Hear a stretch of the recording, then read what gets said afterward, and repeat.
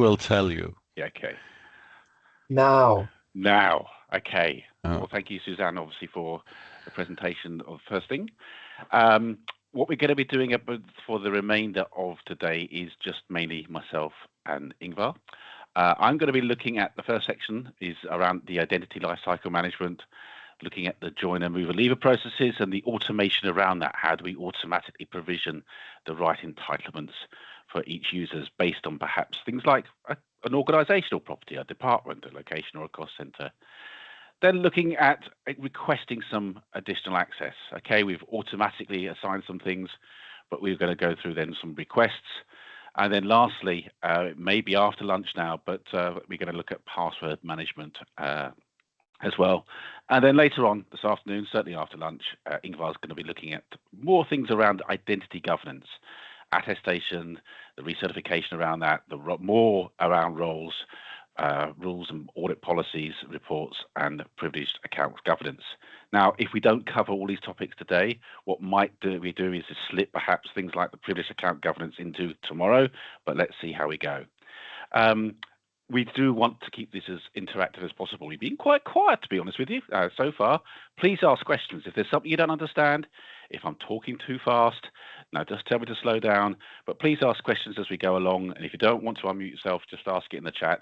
I know Ingvar is monitoring that as well as we go along. Yes. And perhaps we could have it as a discussion point around certain things as well.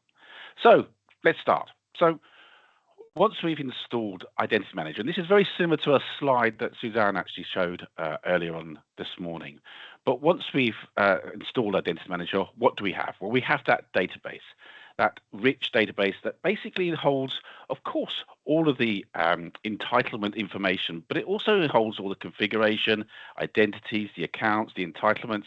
It stores the configuration and even the software binaries as well. Everything with Identity Manager is recorded in that single database that we call the Identity Manager database for whatever reason. So what do we do once we've installed it? Well, we then start needing to enrich the data. We need to start bringing in perhaps identities from authoritative sources. Now, we normally would pick authoritative sources such as HR or perhaps a payroll system, something that the organization deems authoritative for an identity record. It will have obviously the first name, the last name, most probably a personnel number as well. And perhaps it will also have information around the management. Who is that person's manager? What department do they actually belong to? What business role or primary job role do they actually have? So it's not just the identity that we're bringing in from this authoritative source, we're also enriching it with organizational properties, department, maybe a location, perhaps even a cost center as well, because we can use that high-level organizational properties to do that automated provisioning, to do the joiner, mover, lever processes, to automatically start onboarding identities, accounts, should I say, with Identity Manager. And then not necessarily lastly, but we still then want to integrate the various different target systems. Now, of course, many customers now are not greenfield. They've got AD, they've already got Azure AD. They most probably got tons of LDAP and database environments that have this account data, that have this entitlement data that we need to start onboarding within Identity Manager. So we need to start integrating and synchronizing and connecting to these different target systems to start pushing in that data within the Identity Manager warehouse. And what we would like to do is then start linking account data and entitlement data with the identity data that we synchronized with the authoritative source. And that's what typically happens automatically. We try to use things like correlation rules or account mapping rules that link the data and the accounts from the target systems with data that we synchronized with the authoritative source. And then we can start telling exactly who has got access to what. So once we have this, how do people actually then start accessing the actual system itself? Well, the majority of the users, this will be the end users certainly, but even the administrators and the managers would use the web portal. We have a self-service portal that enables users to be able to manage their own identity profiles, but also to be able to request additional access behind that. Now, if you're a manager or someone with some responsibilities, You most probably would use the web portal to do the approval, perhaps of a request. Maybe you actually are an owner of a role, so you can manage that role within Identity Manager. You can add additional memberships. You can add additional entitlements to that role using the web portal. Now, administrators can also use the web portal to use various features and functionality, things like attestation and certification. They could use the portal to create them. But we also provide a series of GUI tools, administrative GUI tools, that allow administrators to easily adapt, configure, and amend the Identity Manager system. Now, I say easily because in many cases, it's either menu-driven or it's wizard-driven. It uses drop-down boxes or selection boxes to be able to configure the various components of Identity Manager. And we will certainly be doing a lot of this within the next 2 days. And tomorrow we'll be going deeper into the different tools that we provide around those GUI administrative tools. We also have API. The API itself can be able to enable people to be able to interact with Identity Manager. We have an application server that has effectively a low-level APIs that allow you to update and manage data within Identity Manager. If you have an application that wants to integrate and perhaps retrieve data from Identity Manager, you would use the API for that. And then we have a more business-focused API that has a lot of endpoints that actually also is available to everyone to be able to use, but our own actual self-service portal uses that API to be able to do all the features and functionality that the web portal actually provides. And lastly, we also have a registration service. So yes, I mentioned that we can create users, and we normally start creating the identity record from an authoritative source, but there's other manual ways that we can do it. And one of those is the self-service functionality. A user that has no connection with the Identity Manager can use the self-service registration as a way of registering themselves with Identity Manager, creating an identity record, and then behind that, there's workflow that can either go through approval and then some sort of verification check for that user that has registered themselves is real, an email verification process. So there's various different ways that we start interacting with Identity Manager. But once the data is there, once you've synchronized all those target systems, once you've synchronized with the authoritative source and you've started to correlate and link all those accounts, you then have a whole wealth of different capabilities with identity governance and Identity Manager that enables you to do the things like, obviously, the JML, but also the audit rules, the segregation of duties, the attestations and the certifications, start looking at risk management, assigning ownership. These are all features that are built into Identity Manager that enables you to do this around identity governance.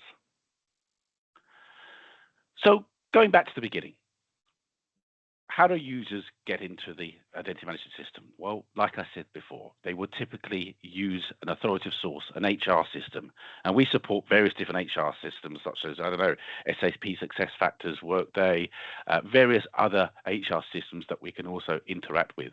But in many cases, it doesn't start there. It perhaps could be a database that the HR department is allowing you to be able to access.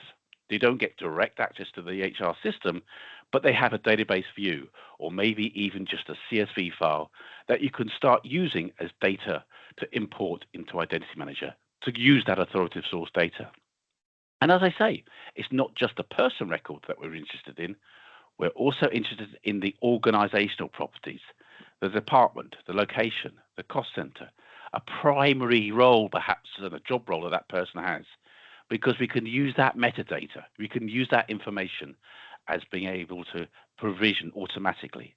So let's just say, for example, everyone perhaps in the finance department, yes, they get an AD account.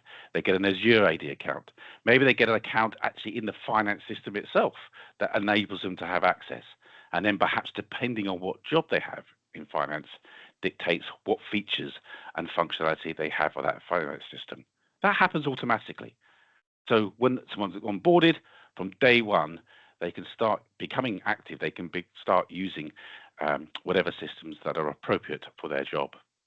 Now, we can use those high-level properties, but we also have a very flexible role-based access control model as well.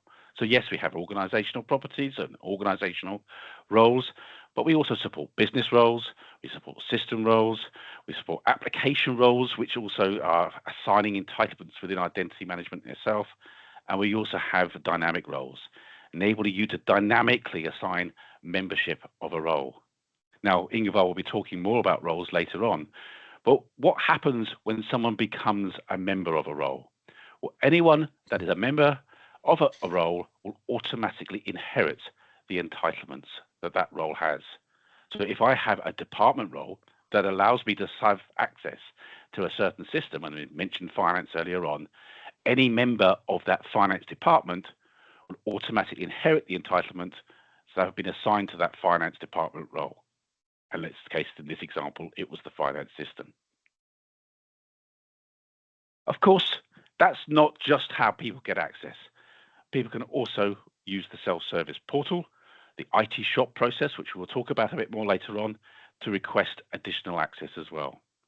Now, I mentioned that this is also automatic, but of course, if you wanted to, you could create a manual identity as well. So the system, provided you have the right entitlements, and typically a manager would, and certainly administrators would, they are given the ability to manually create an identity record. But the same process applies if they assign perhaps an organization, a department, a location, a cost center. If they assign a primary job role, they will become a member and they will automatically start inheriting the entitlements. Now, this is just a screenshot example of the user identity creation within Identity Manager, but it could also be a request, which will again ask you first name, last name, perhaps some other personal information, and that request could then go for an approval. And then once it's approved, exactly the same things apply. So we talked about role membership. How do we see that in Identity Manager? So sorry, is there a question there? Nope. So we see. No, I don't think so. We see this as a business role. The business role is software architect. I can see here we actually have primary assigned identities. A primary assigned identity is typically done through synchronization. So the role itself, software architect, has been synchronized with HR and come into Identity Manager, and we've assigned that as a primary assignment. But there's no reason why other people can not also have this role assigned to them. That could be a request, or perhaps even the role owner has actually assigned these additional identities to the role. But the same thing applies. It doesn't matter if you're a primary assigned identity or additionally or a secondary assigned identity to this role. You're a member of that role. So what entitlement do you get? You get the entitlement software architects. That's the only entitlement that effectively has been provisioned here. So all of those members, all of those 6 members of this role will actually be assigned Active Directory groups. Now, of course, they need an account, and maybe that account was assigned by a different role somewhere else within the identity management system. So if they didn't have an account, yes, okay, they would get the role, but they would only get it provided the account was also created for them as well. So that's an example of a job role. If I go to the next page, we've got an example of a department role. So here we have Department Sweden or Development Sweden. Again, we can see the primary assigned identities. So these are typically identities that have been synchronized with the authoritative HR source. What will they get? Well, they will get the Active Directory groups. They'll become members of members of the Development All Staff AD group and Development Sweden Active Directory group.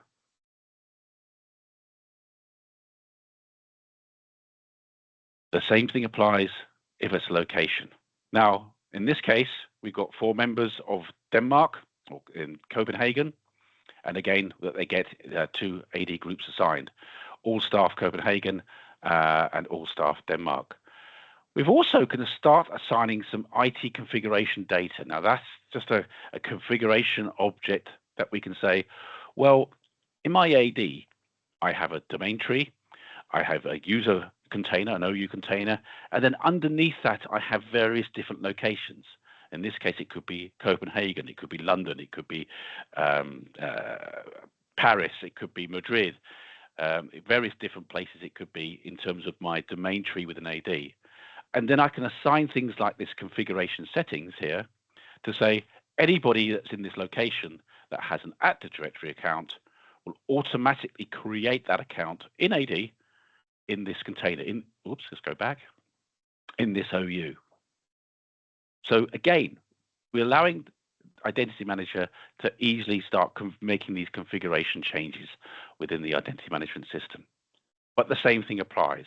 Those 4 identities are members of that role. In this case, it's a location role, and they will get those 2 AD groups applied. So this is great. So this is enabling us to easily, at a high level, be able to automatically create accounts and the right entitlements for those people based on organizational properties, department, location, and cost center, and a primary job role. Everyone gets that from day one. But of course, what happens, when they move within the organization? They may get promoted to a different position within the same department, or they may perhaps move to a different department within the organization.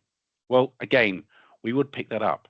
We would typically see it with the synchronization of the authoritative source with the HR system. We see they've moved department. We may see that they've also changed their primary job role. And of course, therefore, they are losing properties because they're no longer members of those roles. So the previous examples, where it was Denmark and when it was actually the software architect, they don't have that role anymore. So they're no longer members of that role. Therefore, they no longer would inherit those entitlements. Identity Manager automatically starts removing that access because it's no longer required. They don't need it any longer. You've built your role structure around the jobs, around the departments, around the locations that people have within the organization. And if they are removed from that, they shouldn't require access. So automatically that will happen based on the synchronization with the authoritative source. Or it could be manually applied as well by the managers and the administrators within Identity Manager. Now that's all well and good, but there's going to be times, of course, when people perhaps do move a role, a job role, but they still need to do their old role for a period of time. It's not black and white. It's basically they've moved across, and they still need to perhaps to carry on with their old duties as well as obviously apply their new duties, and that's where soft transfers come in. So identity, again, it's a configuration object. You can turn it on or off, but Identity Manager allows you to have your old entitlements for a grace period. Now, by default, it's 7 days, but of course that can be reduced or extended. It's a configuration option, but it allows you to keep your old entitlements for a period of time. And then if you don't renew it or try to request it for a further extended period, it will be automatically removed. And there, once that's happened, of course, you've just got the entitlements applicable for your new job or your new role within the organization. Effectively, what it's doing is it's creating a request within the actual IT shop structure, and we'll certainly come onto that later on. But it's actually making that request something that will expire within 7 days. As you can see the example here, it's valid until a certain time. It's still assigned, but when this date, and of course this date is way past, when that date arrives, Identity Manager will deprovision it, will remove membership from whatever role it was, and therefore they will lose those entitlements that whatever that primary role actually assigned. Now, of course, what a person can do is they can select it and say, well, you know what, I do actually need it for a longer period of time. I do need it perhaps for another 7 days or perhaps for another month. But by extending it, it will follow an approval process. And then whoever is the correct approver, maybe it's the old manager, maybe it's the new manager, they would actually have to then approve that entitlement for that extended period of time. Does this all make sense? Any questions? No, we had one in the chat, but that's been taken care of. Okay. Yeah. So Identity Manager is tracking onboarding when they arrive within the organization. It's tracking the movements of identities within an organization. And of course, people do leave the organization. So what do we need to do? We need to start removing that access. Now, what Identity Manager will do is immediately start disabling the access that people have.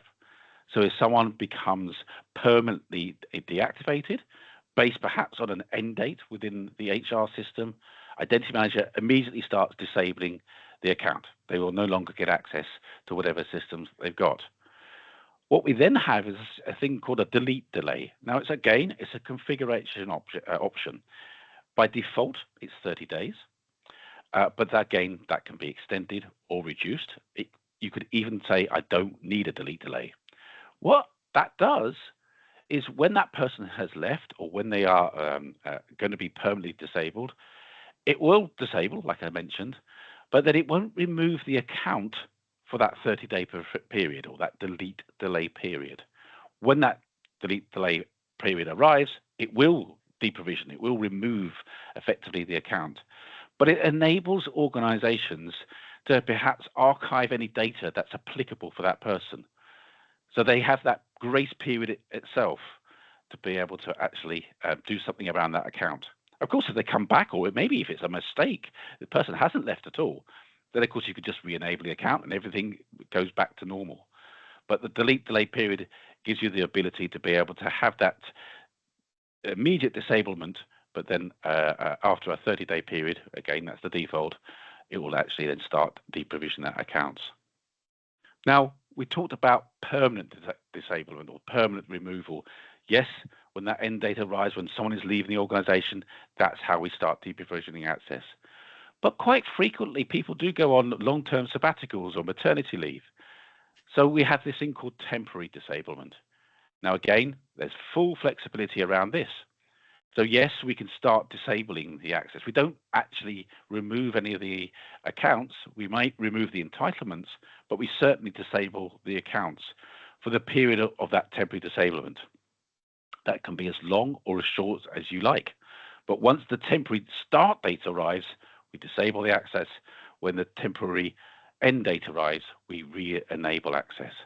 And again, full flexibilities. It may be that you need to disable only certain accounts and perhaps other accounts remain active, perhaps like the email system. You want the person to still be able to receive emails even though they are on some sort of sabbatical or long-term leave. But the remaining of the accounts are actually removed. So these are things that we can do with Identity Manager. Another thing that we do support is the security risk option. It's a flag that you can set on a person record. Now, this is something that if we do integrate with other ITDR, identity threat detection and response, the response part could be to set a security risk flag on Identity Manager. And what that will do is immediately trigger disablement of all access for that identity. So maybe there has been something external that has detected something abnormal, has detected perhaps there's been a breach of security for a certain account. They can set the security risk flag, and then that will disable the access immediately as part of that. Any questions around that? Nothing in the chat for the moment. Nothing in the chat. My word, everyone's very quiet today. Yeah. Okay, so let's go and actually have a look at the demo of that. So let's move into this environment. Let's close that. Let's just go into full screen. So as Suzanne mentioned earlier on this morning, we have our demo environment. Our demo environment is fully available to you. This is the demo environment that we're actually using. So everything you see here and what we do today and tomorrow is available to you, and you can actually do the same things. One of the things that we do have, and I know Ingvar will talk about this more perhaps later, maybe even tomorrow when we start showing about things that we demo, there is a document. A document fully goes through all of the different use cases and the things that we got in it. But for now, I'm just going to crack on with the starting and the creation of an identity. And as I mentioned, typically an identity would start with an authoritative source. So we have an authoritative source in the demo environment. It's an HR demo system. It is a database. It's just a single table, but it just gives us the ability to create an identity record as if it was a proper HR system, a realistic HR system. So let's go and start and create a new employee. Let's give him a first name. It's not going to be Phil. I'm going to call this guy Steve Bailey. He's already got a staff ID because that's the authoritative source. It's the HR source. I'm going to assign him a manager. Now I'm going to pick on someone called Lisa Svensson because I always do.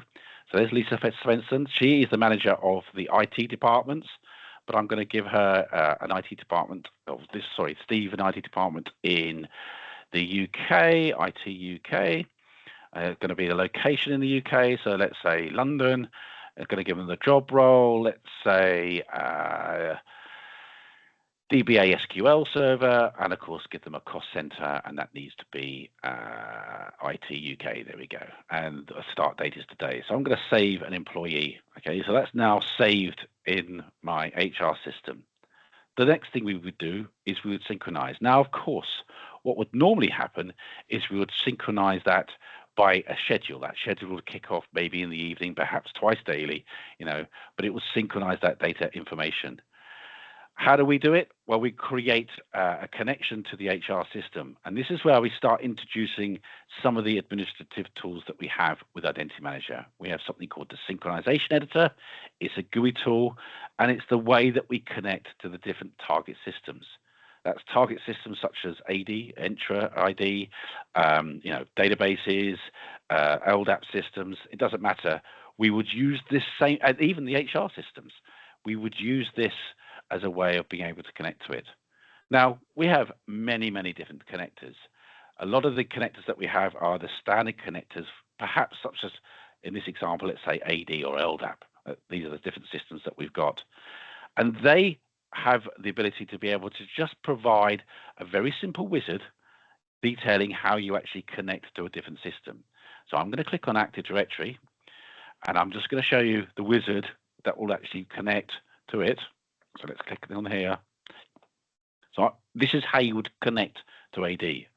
First of all, it asks you which domain. The next question, it asks you for an account that has obviously the permissions to not only read the data, but also to be able to write the data as well. Unless, of course, the customer just wants to read data. That's certainly an option that you can certainly provide. Then we click on next. It gives you some more binding information because in this case it's AD. Then it's saying, what other sort of properties around AD am I going to do? Click on next. And then I'll click on next again. Once I've created this, now this is obviously a system that's already been connected, it would automatically go to the actual system, bring all the schema and objects that target system has, and then start automatically creating all the mapping rules or the workflow, everything that's actually required as a way of connecting to that system.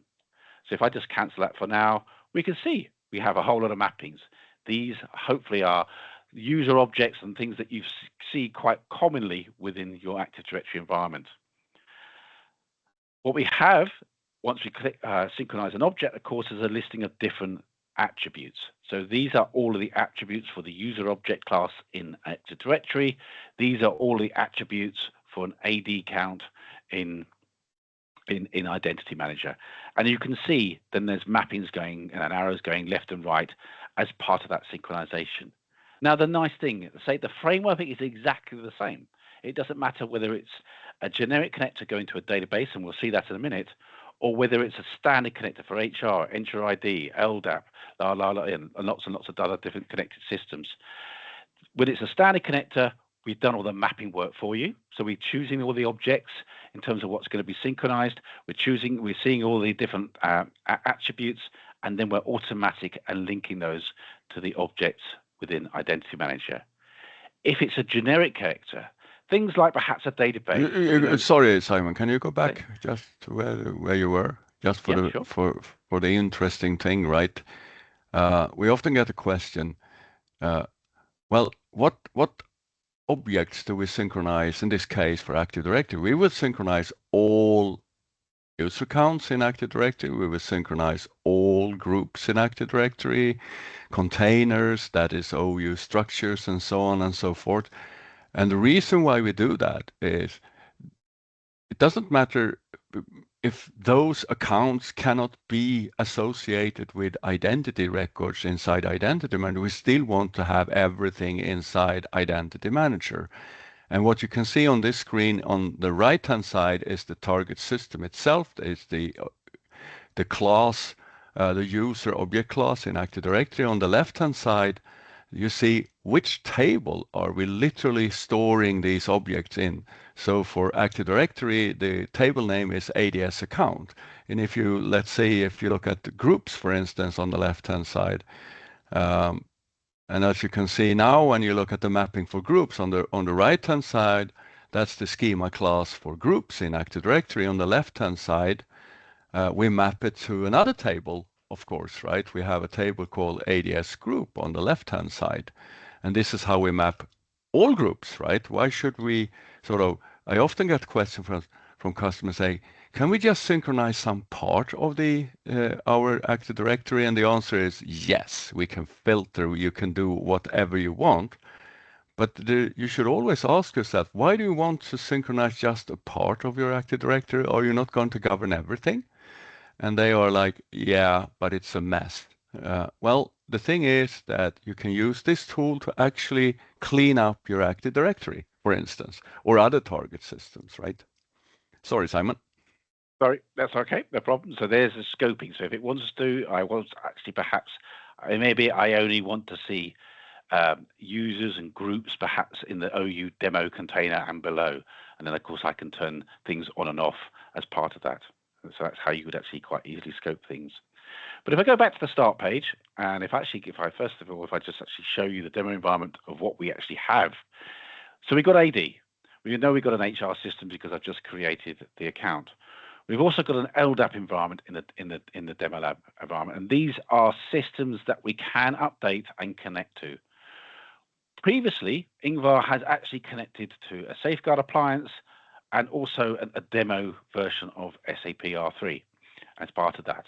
Now, we don't have connectivity to these systems in the demo lab environment, but we have synchronized data.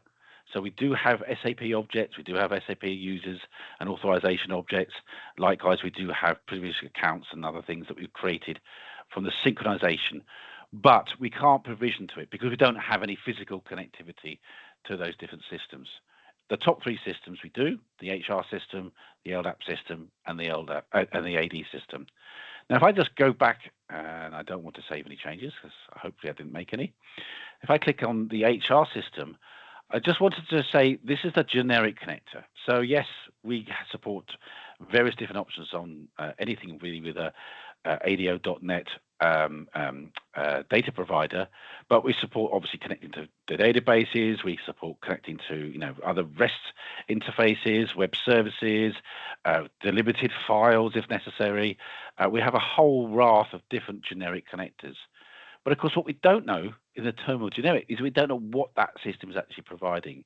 So that's where we would have to connect to the system in a very similar way. It's a wizard, and if I just browse this, connect.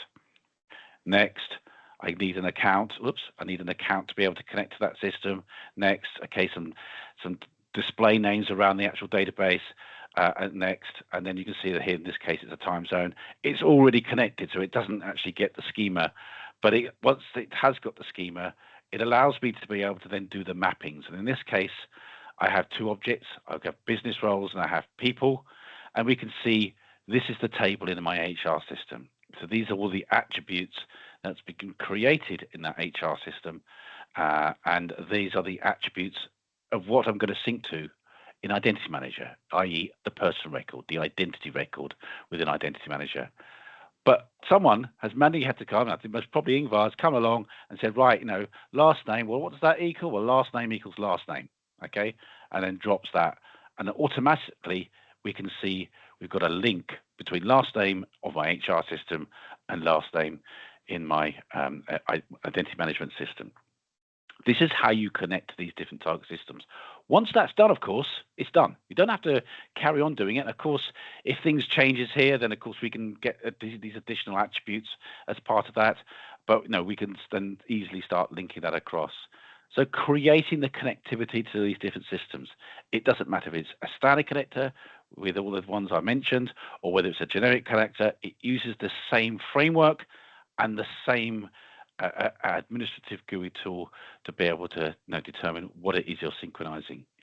Once you created the mappings, you then need obviously a matching rule. In this case, we've got a nice correlation key around personnel number. And the other thing to mention here is, yes, you can see all the arrows going towards Identity Manager. Yeah, that was a question now in the chat. These blue arrows show what data are we importing and provisioning to the link system. It shows the direction. So please, Simon, go on. And So in this case, we are bringing data into Identity Manager. The arrows are going towards the identity management system, but you should see that there's arrows going the other way. And that's because, of course, the HR system is not the authoritative source for the user ID, the account name effectively that we're going to be creating for the different systems. It's also not the authoritative source for email. In fact, if I go back, we can see the record that we created. There's no mention of an account name here. There's no mention of an email address. It's Identity Manager that's going to provision that. It's obviously going to calculate it. Simon, if you go back to that screen again, and you click to return to main page.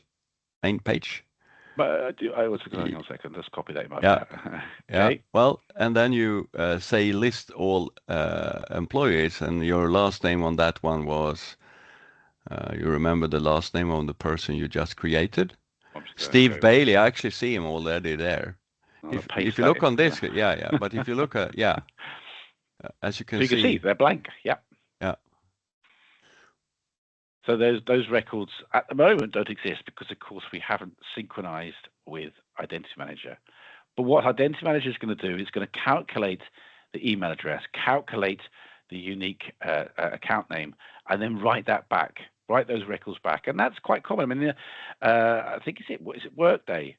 They actually don't allow you to write data for a hell of a lot of attributes. But things like account name and email address are things they allow you to write back.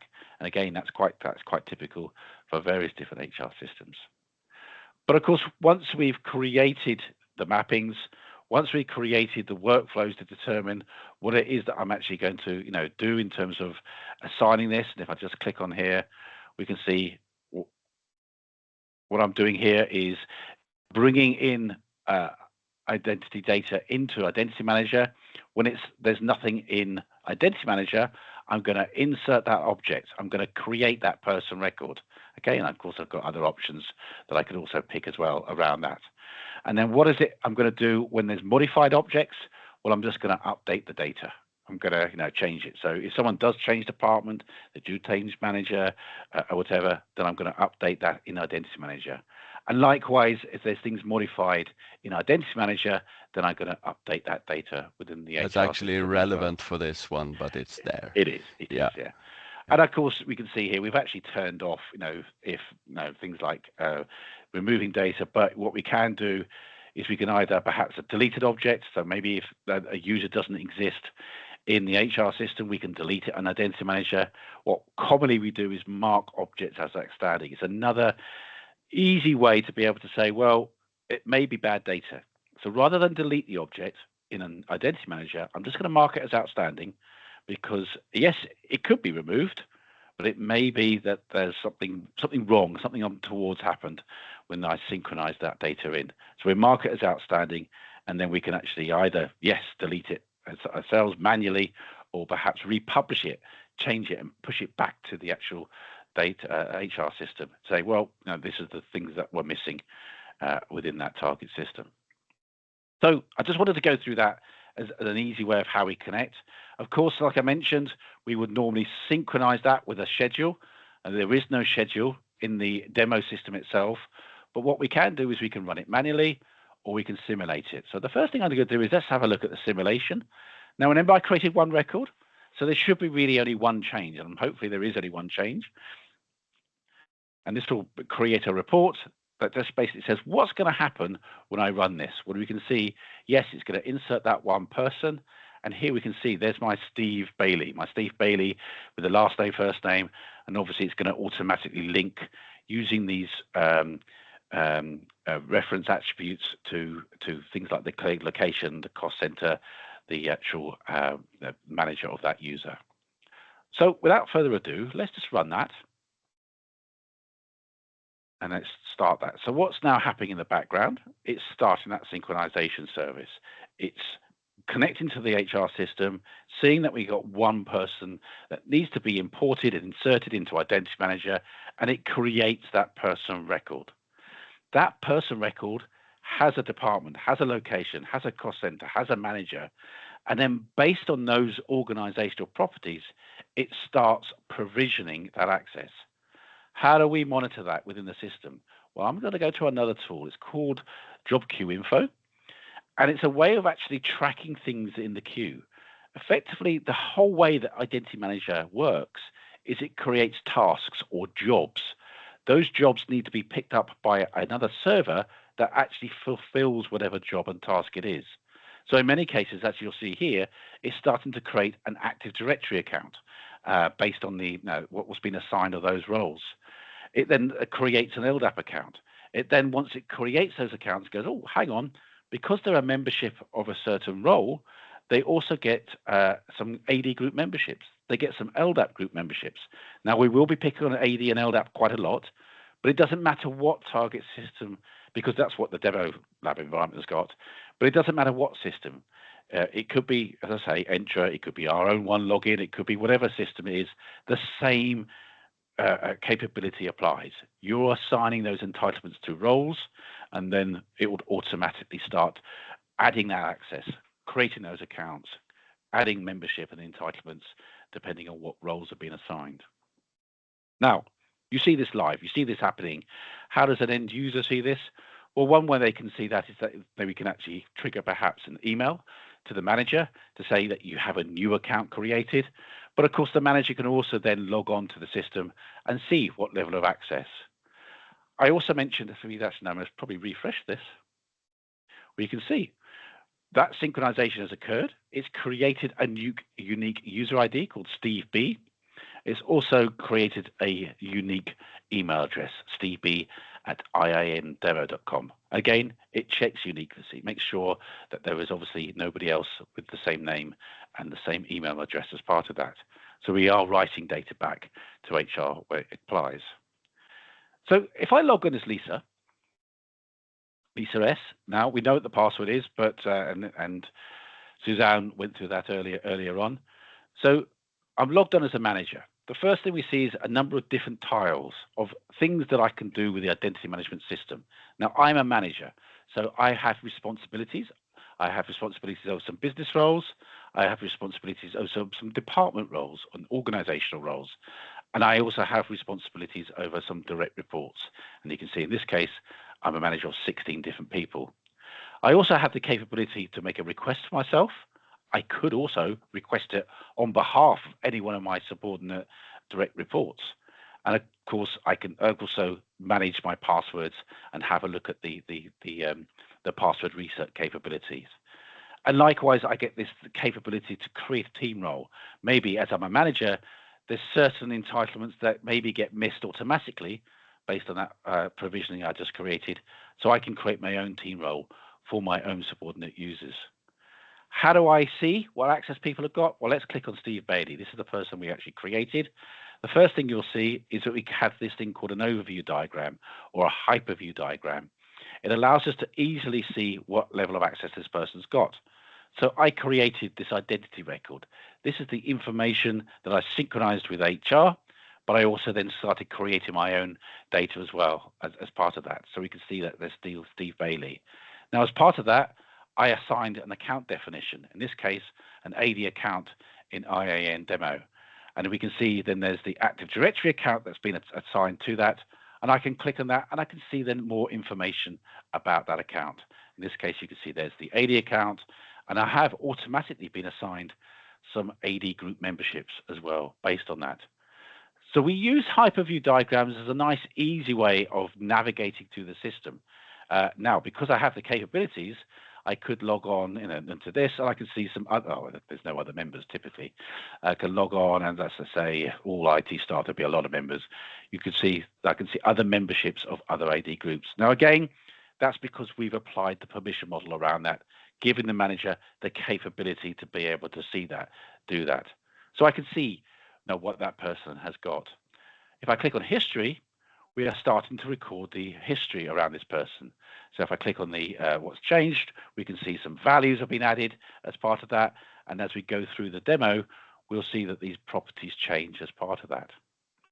If I click on memberships, I see a different listing. I see there's my user account. And again, I can see the different entitlements that this person has. Now, if I click on one of the things, if I click on, I don't know, IT SQL server, I can then start finding out the origin of how I obtain that entitlement. So first thing is, we can see that he got an AD account. So this was the assignment of the AD account. The reason why that account was created is because Steve was a member of the full-time employee's business role. How was that entitlement assigned to the business role? Well, that was directly assigned. So somebody directly assigned the AD account to the full-time business role, which of course Steve is now a member. How did he get the IT SQL DBA business role assigned to him? Was because we just did that modification. And again, this was directly assigned to that role, which is why that is entitlements. So we're seeing how people, the origin of that assignment, how do people obtain an entitlement? How do they obtain the account as part of that? If you stop, if you show that again, just for the fun of it.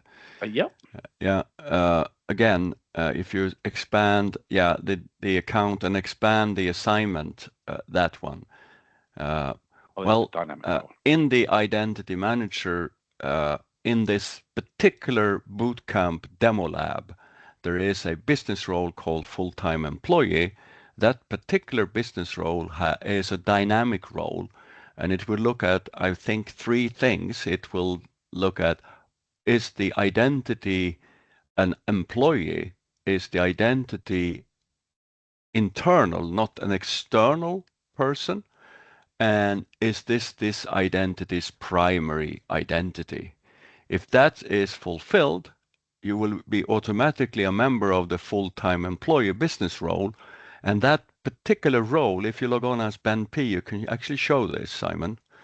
Sorry for interrupting, but this is sort of crucial because now Simon is going to log on with a guy that has a lot of more permissions in the solution. And if he search for the business role, exactly. If you search for the full-time employee business role, I think I see it in the middle of the screen there.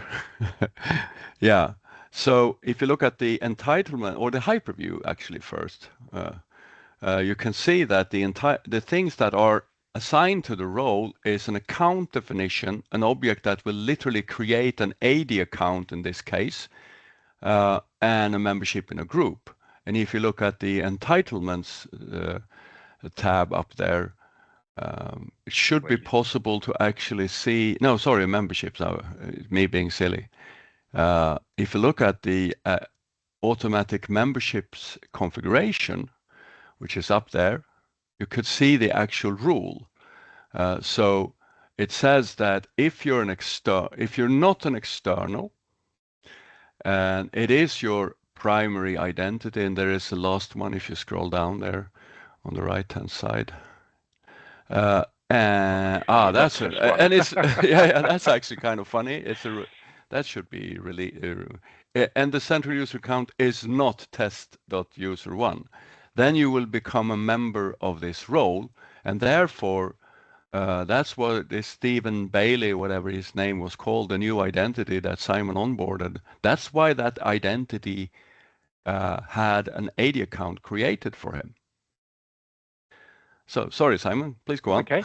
There was one that actually had multiple, and I'm just trying to, if I go to go log back off and then log in back in as Lisa S. And then we go and find our Bailey guy. And then in memberships and in system entitlements. I can't remember which one it is. Is it? No.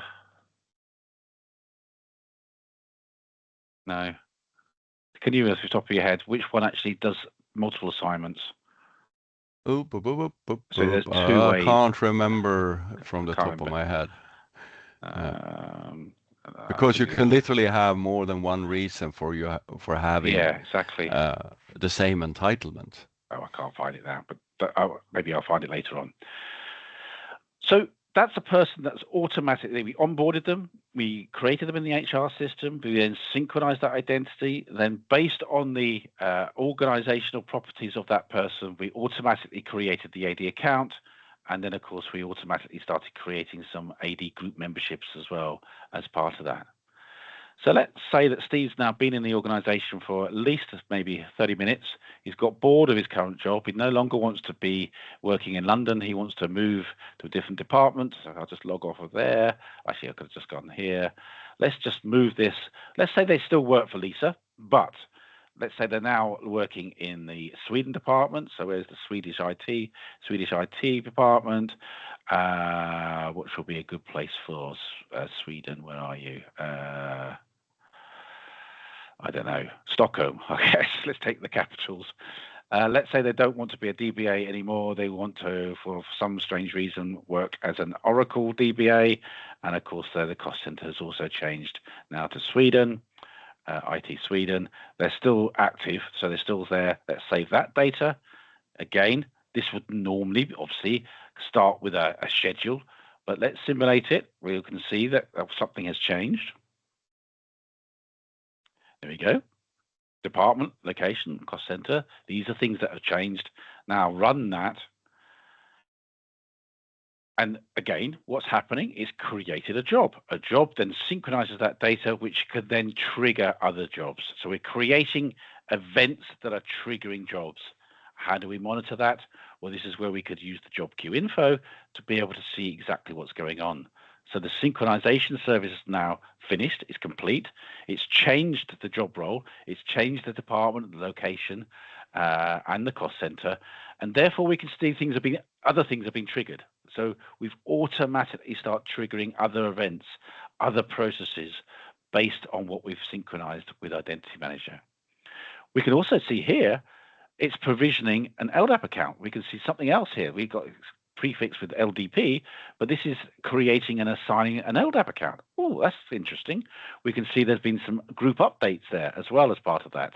And now we can actually see it's actually creating that LDAP account. So not only are we triggering things with Identity Manager, with those GUI tools, we can easily see what's going on within the system. We can track and see what's going on in the system. And then, of course, when something goes wrong, we can easily then see what is wrong and then obviously take the appropriate action to be able to fix that. So let's log back on again as Lisa. If I go back to here, let's log in as Lisa. Let's click on our Steve Bailey. Now, the first thing you hopefully should notice is, of course, Steve is now in Sweden. He's obviously got a different cost center. He's now got two account definitions. One is an AD account, which he already had, so that hasn't been removed, but he now has a standard LDAP account. Interesting. We can see that standard LDAP account, and we can click on that, and we can see that he's also then membership of some LDAP groups rather here as part of that. Interesting. Maybe how do we get that entitlement? Well, now let me go back, have a look at his system entitlements, and then have a look at the Oracle DBA. We can see and drill down. Well, we know how he got the full-time employee role because he was already, directly assigned to that account. But how did he get the IT Oracle DBA? Well, that was again a primary assignment, and again that was actually directly assigned as part of that. So we see how he actually obtained that entitlement. Now, if I can see, he's still got, interesting, he's still got the SQL server. How did he get that entitlement? Well, we know that was because he was a member of the DBA SQL Server business role. But surely he's no longer a member of that. What's happening here? Well, remember we said we have that challenge loss removal. So when someone moves, there's that soft transfer. And what effectively it does is it creates a request for a period of time. And again, in this case, it's only valid for 1 day. So obviously Ingvar has changed it. So tomorrow it will be removed automatically. But so they only have the capability of logging onto the DBA SQL server for 1 more day. But what this person can do, of course, is actually extend that period, and it will have to be approved appropriately by whoever the assigned approver is. So we are still maintaining some of the old capabilities as well as the new capabilities we've got for our new job, our new position within the organization. And again, we're also looking at the history. We're changing all these different properties. So if I now click on here, we can see that my Job role has changed from Oracle SQL Server to Oracle DBA. I have changed city from London to Stockholm. Therefore, my number also changed to whatever it is to the new number, and likewise my address has also changed. We see it as a listing here. We can see it as a listing in the reports as well. Again, what I can do is I can easily download a report. And this will just show me things that have changed, the old and the new values, things I've got assigned, and then things were removed as part of that. So this produces a nice PDF report. The first thing is information about my identity. Then I can see some modified properties, and the same thing. We can see that the phone numbers changed, the cost centers changed, the location and so forth has also changed, the old value and the new value. We can see when things were assigned, but we can also see things were removed. So I was immediately removed from the All Staff London, and I was immediately removed from All Staff UK. Maybe that perhaps signed me access to the offices, and I should never get access to them. And we can see that in the actual report there for this identity. So you can imagine if a user's been somewhere for a long time, these could be quite big reports, because of course it's showing you all access that person had for that period of time, when it was assigned, and also when it was removed. Any questions at all coming along? We have had a couple of questions in the chat, but hopefully I think they are being taken care of. Okay, so we've done a joiner, we've done a mover, we've moved an identity, we've seen things automatically, being applied, and we've also seen a soft transfer where we've kept that capability for a period of time. And obviously that will be removed. In this case, in the demo environment, it's only kept for 1 day. The default is 7 days, but no, someone has changed it to 1 day. Yeah. So the last thing is sorry, you're going to say something there? Yeah, I was thinking if you log on as that guy now. Oh, I see it in his own thing. So if I just log off and then log on as Phil B, I guess. Steve B. Oh, who's Phil B? Oh dear. So never.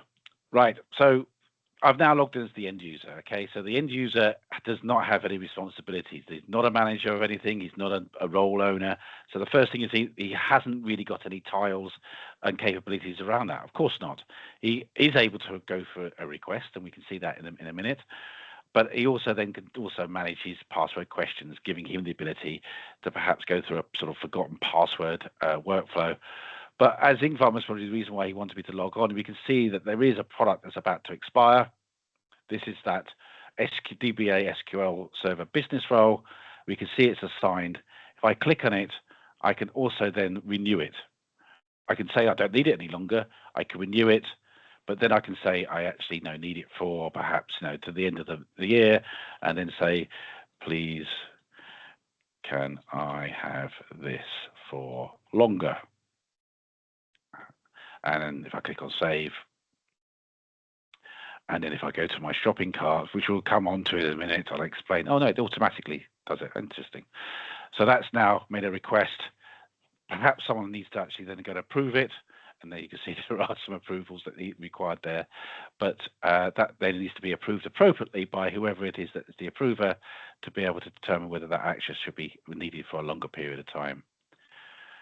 But let's go and log off for Steve, because Steve, he's been in the organization for now a complete hour, and basically he's decided he wants to leave. Now, what I could do, of course, is I could log on to the HR system again and change the end date, and then of course we could synchronize, and then that will do exactly the same thing that you do. But just to show you that the manager does have some other capabilities as well.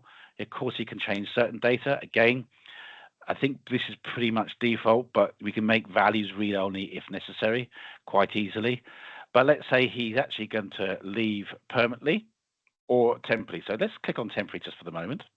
We can see that this is temporary access. I can give a reason. I can say it was sick leave, and I can give it a date. Let's say I know he's going to be coming back after the Christmas period. Click on save, and that will effectively do what I mentioned earlier on. It will immediately disable the accounts that we've configured effectively for that temporary disablement. So maybe the email is still unable to get access to that, but maybe all of the other accounts are being temporarily disabled. Or what I can do is I can also permanently disable him. And this is exactly what would happen if we actually started to remove the access for that individual. So let's click on save. So the same thing would happen is if I selected an end date, or perhaps I had an active stated in my HR system, we would set that permanently disabled flag. So now if I click on view here, we can see that Mr. Bailey is no longer there. That's because we have a filter condition called active employees. He's still effectively working for Lisa S. If I click on the remove that, we can then see our Steve Bailey, and we can't see, I can add perhaps a column there being permanently disabled. But you can see things are happening. We've triggered the deprovisioning. We've automatically start saying, well, he no longer needs an AD account. He no longer needs that LDAP account. We know obviously he's not going to be a member of those AD groups and those LDAP groups. The person has left the organization, and therefore, we need to remove that access. Again, I can see that within the web portal. And we can see that there's strike-throughs here. Is there a delete delay here? Yeah. Yes. There is. Okay. So what we have here is a delete delay period. As I mentioned, I think it will be the default, which is 30 days. We can see it's going to remove that access. You can see strike-throughs here. So yes, it's disabled the access. If I click on Steve Bailey here, we can see now there's no AD groups. Nothing's been assigned. It is all going to be removed. And in that 30-day period, it will effectively remove that access for that individual. Of course, if we set it to 0, then it would actually physically remove those accounts and remove, obviously, all the access for that. Any questions around that? When you say remove, do you actually delete the AD account? So if you want to, yes. After that delete delay period, we will actually delete the account.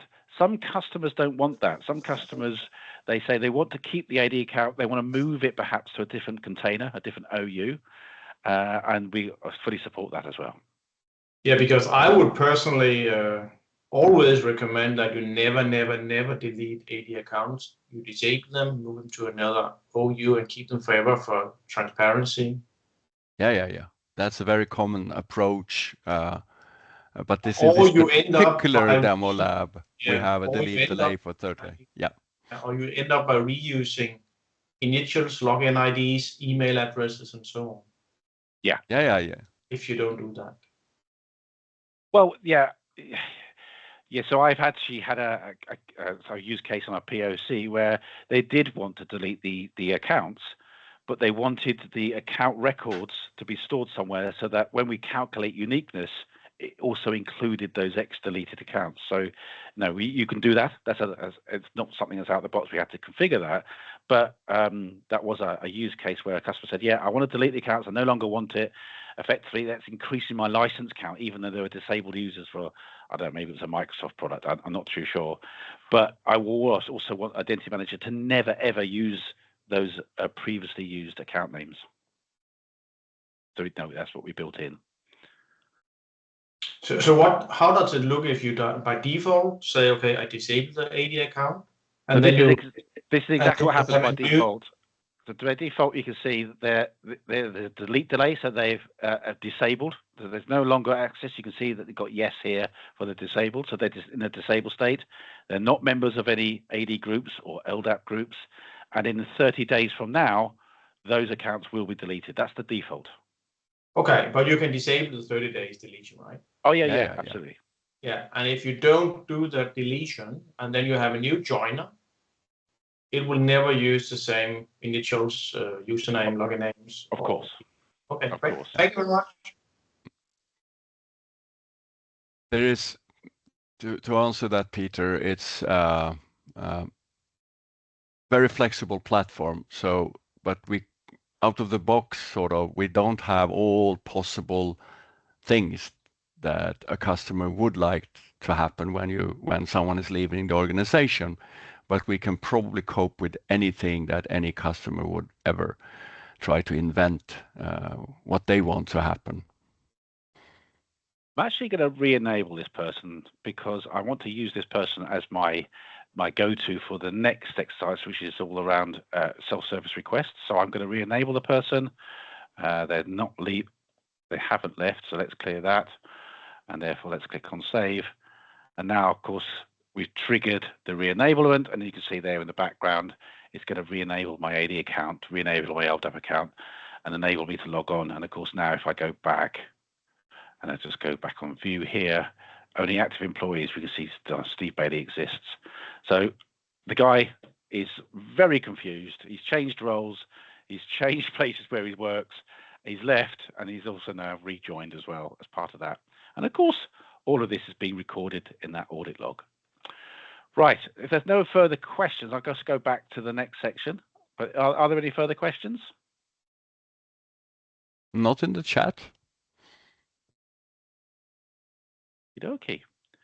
So, yes, we saw the automatic capabilities using those organizational properties to easily start onboarding people and to start assigning the correct level of entitlements for those users.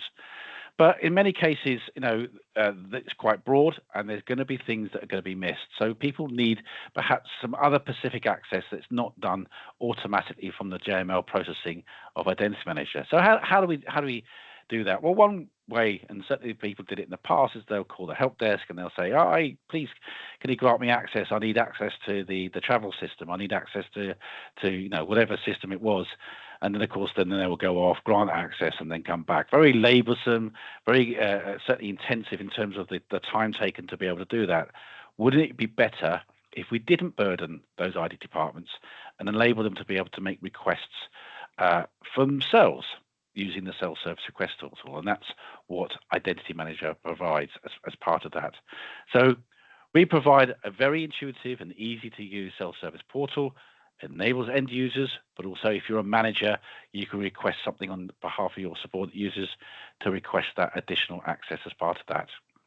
One thing to also mention perhaps here is, yes, we have this portal, which we'll see now in a moment, but we also can expose this within ServiceNow. So we have a ServiceNow connector that enables us to be able to expose what we request within Identity Manager in the ServiceNow ecosystem. So people can use ServiceNow as a way of requesting that additional access with the ServiceNow application, but it's actually using Identity Manager capabilities and permission model as part of that request. And you can use even the workflow within Identity Manager to do the approvals as part of that. But perhaps some customers just want a single ITSM, a single request platform to be able to make these requests. And then also, there may be perhaps, in this case, we got AD, and then we've also got LDAP, and we've also got the HR system, which we are updating and connecting to. But maybe there is a manual system which will never be connected or integrated with an Identity Manager. And so we can use Identity Manager to be able to provision to that as a manual approach. Now, maybe one way of doing that is to create tickets in ServiceNow, which get assigned to the administrator or the appropriate person to say, you need to create an account for Steve. He needs access to system XYZ, and you need to provision these AD groups. These are all capabilities that you can configure with Identity Manager to help you be able to do that. So the self-service portal gives us the ability to make a request. Behind every single request, there's an approval workflow. So typically, and I think in many cases, this is going to go to the manager as a first level approval, and then maybe it goes on to a secondary level to the application owner, the business owner, effectively to grant that approval. Once an approval process has been approved, it's successfully approved, then that will trigger the correct provisioning of whatever was required and whatever was requested. Everything that is being requested is actually using the compliance rules. Now, we don't, I think, have any audit compliance rules, or we may have one, but everything that you do request is checking those audit compliance rules to make sure that you're not causing something that's going to cause a violation, a segregation of duties violation. Maybe things like accounts payable or accounts receivable. These are conflicting entitlements that shouldn't be assigned. So we can detect that, and I know Ingvar will be talking about this more later on, but we also want to be able to prevent that, and we flag that up accordingly. We can stop a user actually requesting something based on something that's going to cause a compliance violation. But we could also build those compliance checks within the workflow. So maybe there could be an exception. There's a reason why that this is allowed to be violated, but the workflow will reroute perhaps to a security department or perhaps to specific other auditors or whoever, and they need to apply their approval before it then goes back to the normal approval workflow as part of that. We have exactly that documented as one of the use cases in all the documented use cases for this lab. There you go. Yeah. Everything that does get requested, of course, is also included in the audit history. A person can go back and see, what the request was, if there was any comments that were made, not only by the requester, but also by the approver as well as part of that. Requesters can also have a look at other people's their own peer group to see what other requests have been made. And then we start using the concept of recommendations. And I think the next slide no, it doesn't have the next slide. But with recommendations, this is where we start using our own AI algorithms effectively to help people in various things. One is perhaps for the requester, so that they can see things that other people have requested within their own peer group, within their own department, or work for the same manager. What are the common things that people actually request here?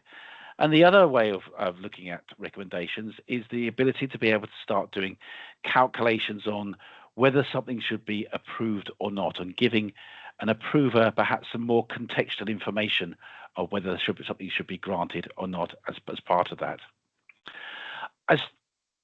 This is an example here of the actual IT shop. We'll see it more later on, but here we clicked on a category called applications. Laser pen on category called applications, and we can see here a listing of all the different products and things that I can request. Of course, I can click on each one of these items and see some more information as part of that. Of course, if I've already requested it, it would actually appear as grayed out, and then there's probably a little status there, you've already requested that. Or maybe I already have these entitlements, and therefore, again, it will say, well, why do you need them again? Because you've already automatically been assigned them. So they can click on applications, they can see it, and of course they can search it as well globally around all the different things that they can request. It's not just applications they can request. Effectively, they can request roles as well, and it's just an example of the different roles. And certainly when it's looking at roles, of course, there's different entitlements. In this case, we can see there's 3 different entitlements. You're doing the same thing as what we saw automatically happening. Yes, you're requesting membership of a role. Of course, what's going to be assigned is the entitlements that have been assigned that role. And in this example, the application developer, there's 3 different entitlements that are going to be applied to that user. So once it's been approved, Identity Manager will automatically trigger the correct provisioning processes to be able to grant those group memberships in this case. And I say, we are very AD-centric and LDAP-centric in this demo environment because they're really the only environments we've got in it. But it doesn't matter what it is. Whatever target system, the same rules and the same processes apply. Obviously, it's just a different connected system. Here's an example, effectively, of someone using that recommendation. So this is where we're using the AI algorithms to be able to calculate the peer group, be able to see, you know what, there's not really an awful lot of access. It's not the greatest of slide here. Only 5% of people have got access to the Teams EMEA pre-sales access and the Office 365 Demo 1. Therefore, they're probably not good groups. But imagine, if you will, there was more... There was a higher degree here. So perhaps, let's say it was 70, 80 or 90%, then maybe the person says, well, you know what, I want the same as everybody else. I'm also going to request this access. It's just giving someone just a little bit of help if they don't know what. Maybe their manager is a bad manager and they haven't actually said, this is what you need, and so they're just going to request what other people in the peer group have got. Of course, a manager themselves, so a manager, it could be a department manager or anyone with the correct level of entitlements can request on behalf of others. So anyone that's a manager, we'll look at Lisa, they can certainly request access for their subordinate users. They could still would just select which users they want to request it for. It doesn't matter, though, if they are making that request. It's always done in the context of the recipient. So even though, in this case, it's Hans Peterson is actually making the request, it's going to be the approval process will follow the recipient. It will not be dependent on the actual the person that's making the request. So, if for whatever reason this guy perhaps has a slightly different department manager, yes, this is his manager, but the department manager is different to these guys, that it will actually go to that different person to make that request as part of the approval process. It's always in the context of the recipient that's receiving the request as part of those approval workflows. One thing that they can do is, we saw with Lisa that she could build a team role. A team role will be able to automatically assign membership to different applications and roles that she creates. Managers can also create product bundles as well, and this bundles different requestable items. So it could be an application, it could be another business role, it could be anything that's made available to be requestable. They can create these bundles and then make them available to their team to be able to then start making requests. So rather than perhaps looking at the recommendations, they just say, well, I've created a bundle called typical things for my team, just request that, and that will grant you access to Adobe, Concur, and the Putty terminal as well. Again, doesn't matter if it's still a bundle, the approval workflow is still going to be assigned as part of that. And as I mentioned, recommendations is a way of actually saying what it is I need to request, but it's also giving you the ability to be able to determine whether an approver should approve something or not. So we actually have these, if it's in the workflow, this capability where it pops up with this recommendation option. This is a deny recommendation, or perhaps requires further investigation because it's gone through a series of security factors, and for whatever reason, one of them has failed.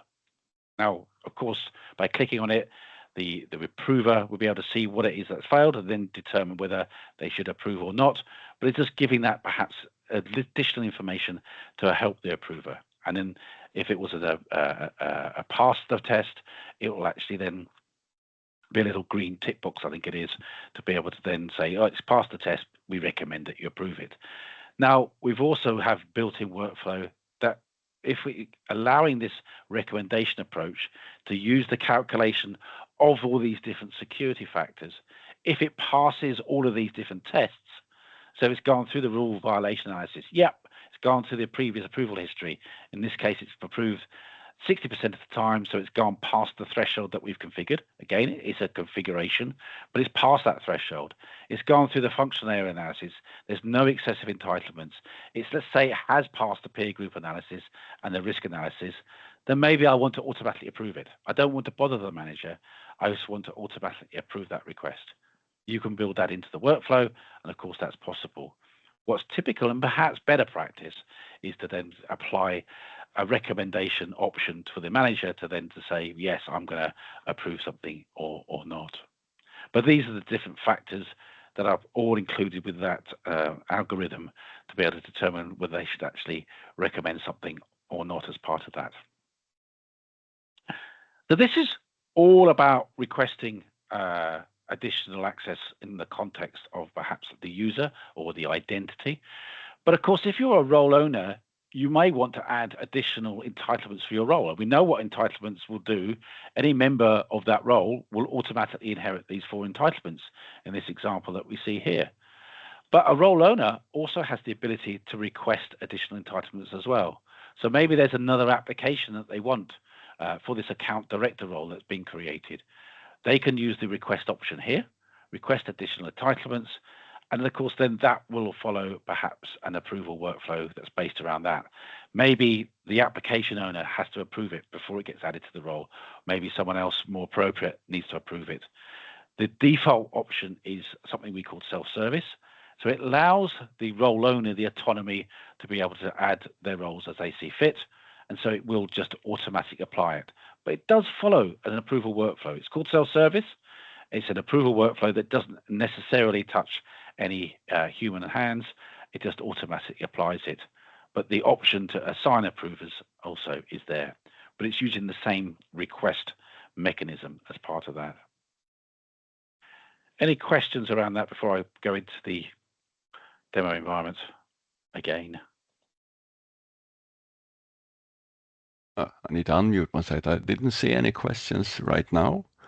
Okay. Let's log off as Lisa. And let's log on. And I've got to remind myself, who the hell was it? Steve. Steve B. Right. So, as we mentioned earlier on, Steve has a lot less capabilities of what he can and cannot do, but he can request products. Now, this is where we can see there's various different categories of what I can click into. So we can see we're actually at the top level there. Of course, what I can do is I can search, and that will give me all the Adobe options that are around there. Of course, if there was more, they'll be there. If I wanted to, I can also then drill down to various different categories. So maybe I just want to see the desktop applications as part of that. And again, of course, I just see the ones that are available for me as there.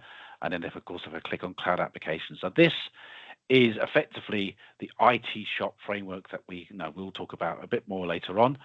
But it just gives me the options to be able to see things. Now, everything I see here and everything I see here is also dependent on the permission model. We call it the IT shop, and then I have the capabilities to be able to see them.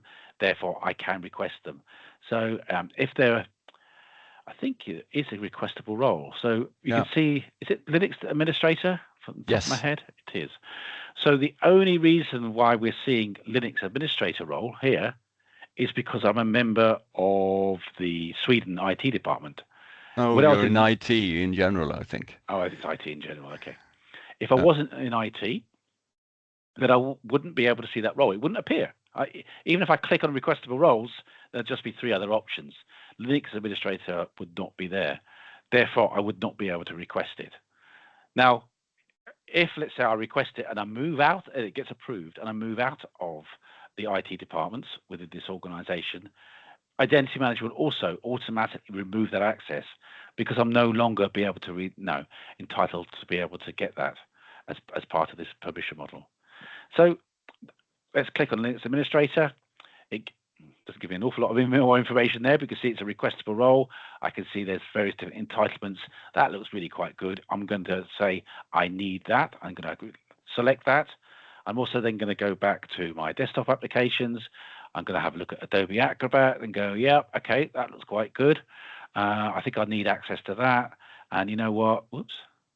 You know what? I'm also going to request access to the SQL Server Studio.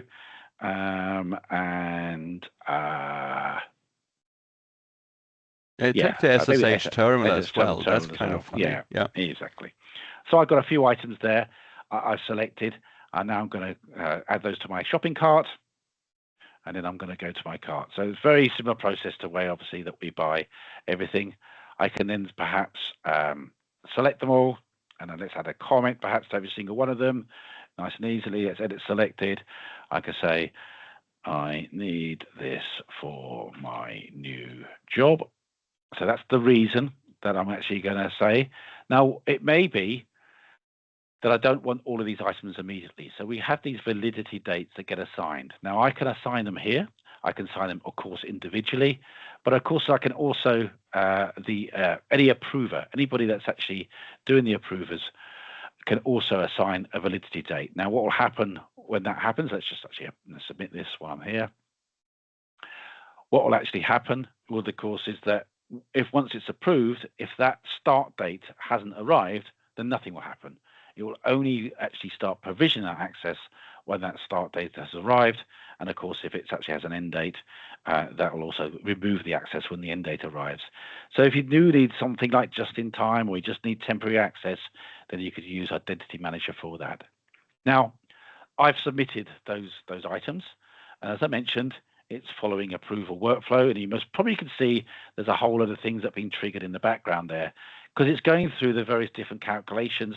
Perhaps there's a recommendation there, perhaps it going to the manager for approval, perhaps going to a business or an application over for approval. How does the end user know? Well, they can start looking at their approval history, and they can see there's the challenge role membership that was cancelled. The reason why it's cancelled was because, remember, I actually deprovisioned it. I said he's permanently disabled. Okay, so that actually cancelled that request. I can see there's a couple of items here that are still being requested.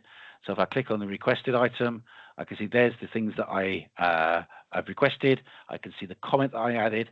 If I look at the approval workflow, we can see there's a request. There is no compliance violation here. It's all good, and therefore it's just going to go to my manager for my manager approval as part of that request. If I click on one of the other items, let's say this one, click on the workflow. In this case, it's going to go to 2. So yeah, there's no calculation of an audit rule violation in the workflow, but it did calculate it when I was actually doing the submitted. So when I submitted, there was not going to cause any violation.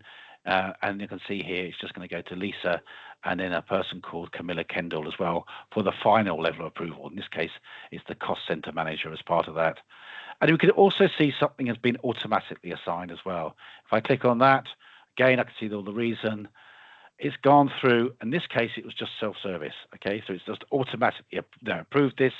There's no reason why not everyone. Well, it's a free application. There's no license implications. Therefore, it's going to automatically assign the SSH terminal for me. It's already been applied for me, and it's been provisioned already for me. So how does Lisa? So Lisa was a member, an approval of many of those different things that I requested. How does she know that something's been requested? Well, she gets immediately alerted by via an approval request. So here's the Adobe Acrobat.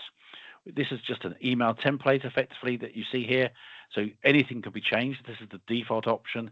But you can see she can also approve or deny those requests within the actual email itself.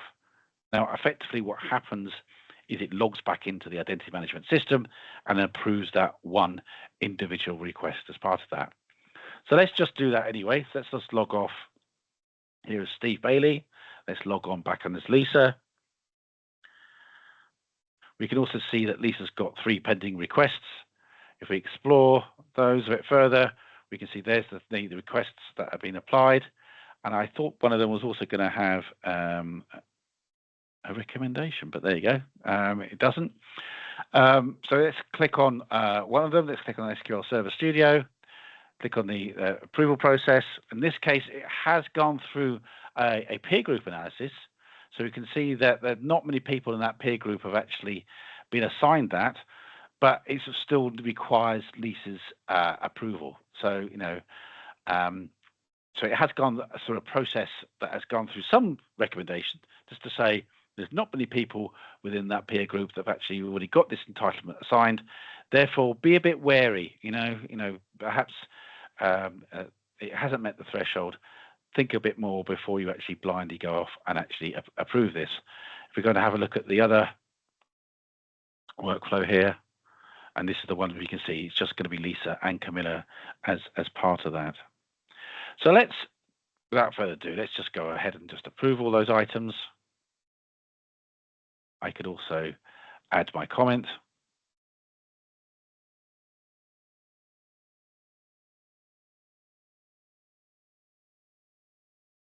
I know what that's trying to say.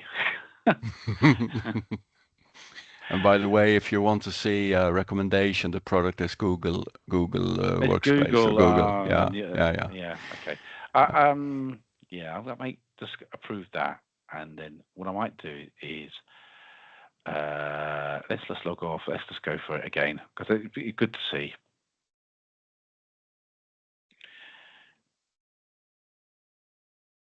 I actually made a note to Google as well in my notes down here, which is annoying. So desktop, and that'll be in cloud applications, I guess, Google Workspace. Click on the add to cart, and let's just edit it and say, I need this now.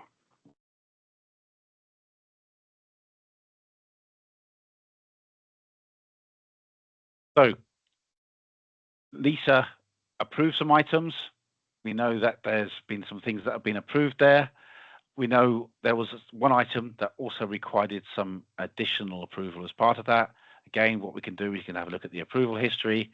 We can see that this has been requested. So if I click on here, look at the workflow, we can see it's gone past Lisa, and now it's just Camilla Kendall. She's the last person that needs to be able to approve that. And we can also, if I copy that, and then we can also see now we have requested Google Workspace. So if I click on here, if I click on the workflow, and we can see it's just still going through the calculation. So let's just log off immediately and log on as Camilla.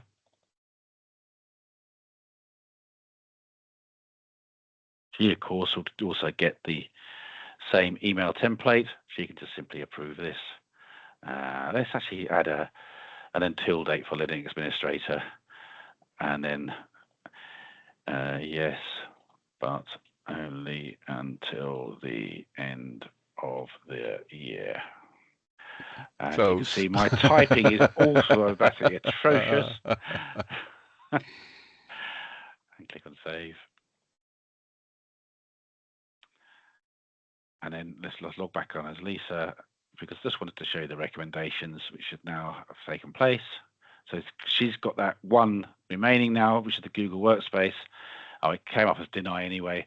But you can see there's the options. If I click on recommendations, it's going through the series of those security factors. So it's past the rule of violation analysis. That's fine. There's no rule violation. I haven't really approved this that many times before. In fact, no, never, which is why it's not past this security factor. There's certainly no excessive entitlements. And likewise, there's nobody in that peer group that have already got this access. So it's just telling the approver, just be a little bit wary. Are you going to approve this or not? Well, let's just say I'm not, because I don't think this is required, and then say this is not currently required. These are standard reasons that can be selected. These are the out-of-the-box ones. Of course, you can create your own, and not required for your job. And put the T in not. Click on save. So those are a whole lot of requests that were created. Now, of course, if I go back, have a look at Mr. Steve Bailey, we can see, if we look at the memberships, look at the system entitlements, we can see there's additional information, and these are request things that have been assigned. Well, how did they get out of entitlement? Well, let's click on that.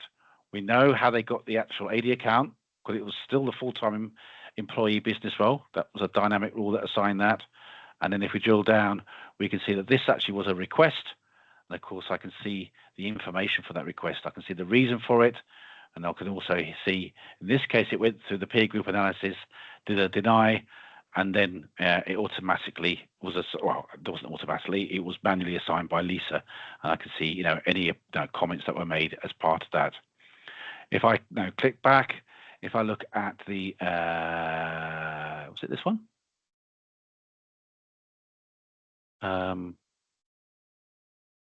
Where's the one that I did for temporary access? I thought it was.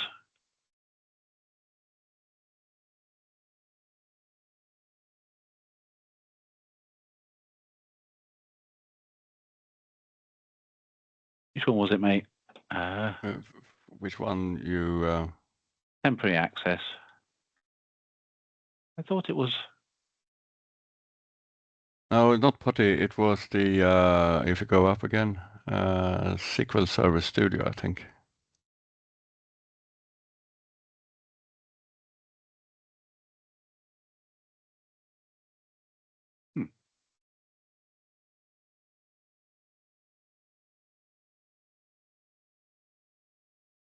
Oh. Maybe I need to refresh it. Hang on a second. I'll just go back.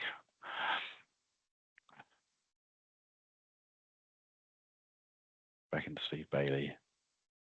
Go into memberships, system entitlements. I can't see the valid until anywhere. I could have sworn I just. Oh, it was the Linux administrator. No, what was it? The role where you had two. There you see. There you go. Linux administrator. So why don't? Oh, it's because the Linux administrator is not a system entitlement. It's an account. Yeah. Oh no, it's okay.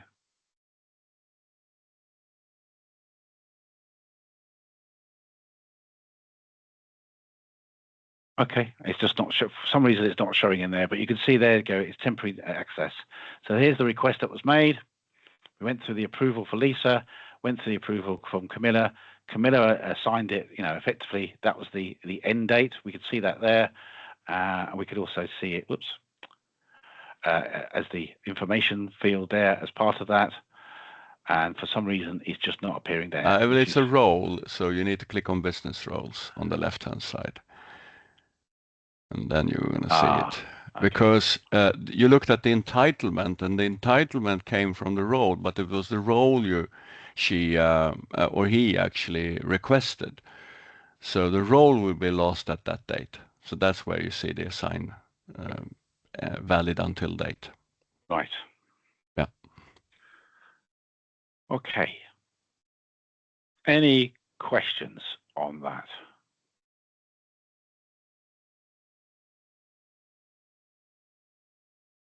No.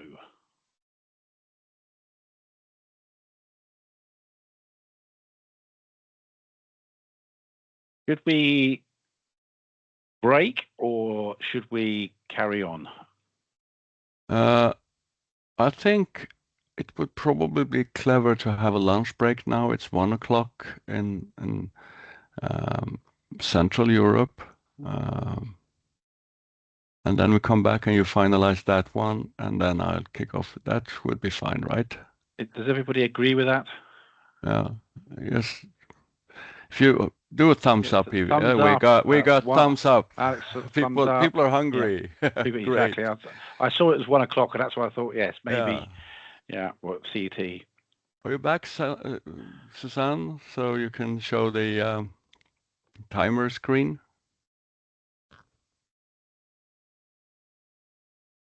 Don't think so. I think so. Okay. Well, it's no. the top of the hour. I can do that. I can do that. So let's break for lunch. We have no clue how much time you need. So should we make it an hour? What do you say, Simon? Let's make it an hour. It's nice and easy. Yeah. So it's 12 o'clock, obviously UK. 1 o'clock CET.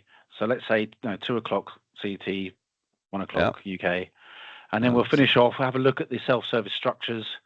And then we'll go into password management and the rest of the things that we mentioned. So nice. Oh, there you go. Oh, well, I need to make sure that it actually counts down. That works, right? You see it? That works. I see it. I'm just thinking, should we also stop the recording?